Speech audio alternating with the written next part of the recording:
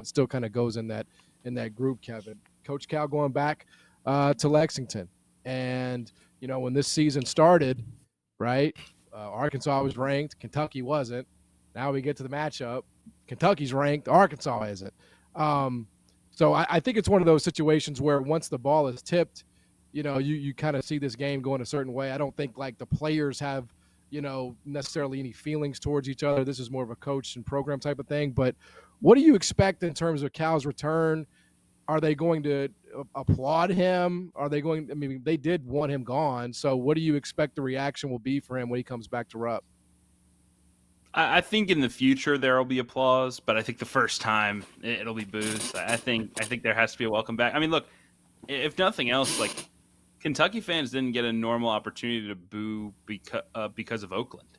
Like they didn't get to ever fully explain to Cal what that loss meant to them. And so I think let it out. The reaction let it out. It's all there. Let it out one time. And then we can all move on. Everybody's in a better place. Cal's making Tyson chicken money.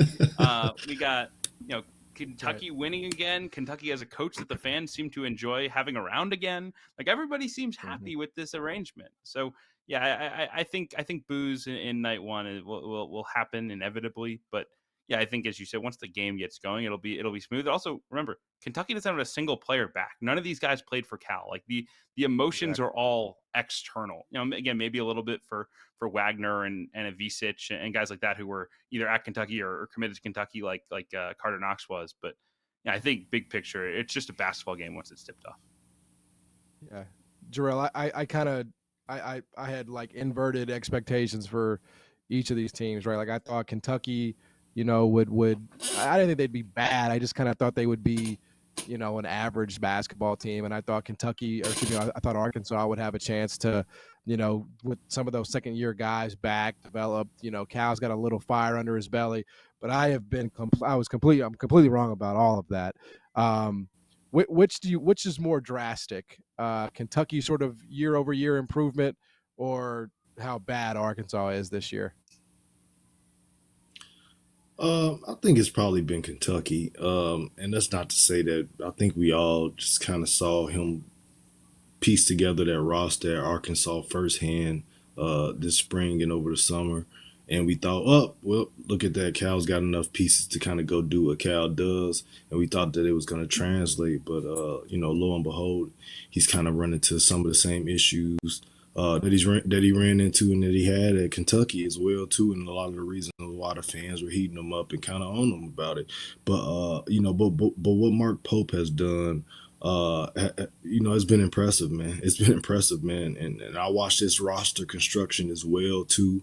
I'm with you, John. I thought they were going to be pretty good because I knew that they were going to be a little bit more experienced in an older team, but I didn't think they were going to be this good, man. They look like they're right there in a viable candidate to definitely make a deep run and go to a Final Four. They got that kind of roster, and I think just off the court wise, it's pertaining to Cal. Not to say that one is better than the other, but everything that everybody was fed up with going, before Calipari's departure is kind of like the opposite of what Mark Pope is, man. Off the court, I enjoy listening to him, like his interviews and stuff like that, man. Just a super selfless dude, just constantly pushes his players to the forefront and talks about how much the university means to him. Like you can tell that guy has deep ties. And he actually wore the jersey as a player too, man. So it's cool to see. But, who knows what this game will be. I can imagine it probably won't end up pretty for Arkansas. One thing I will be on the lookout for, though, is, and I'll say this, is, well, two things.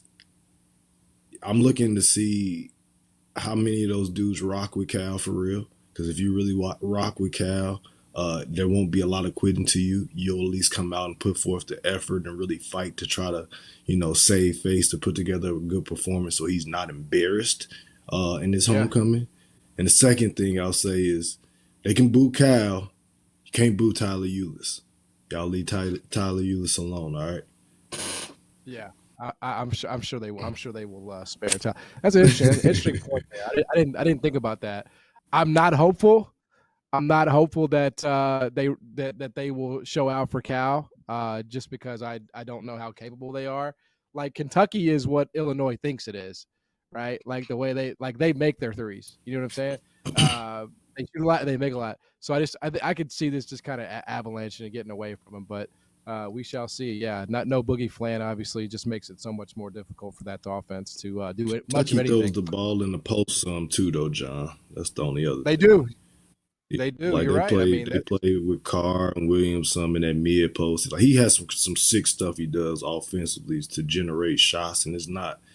I feel like Illinois is a little bit just more. We reign in threes, so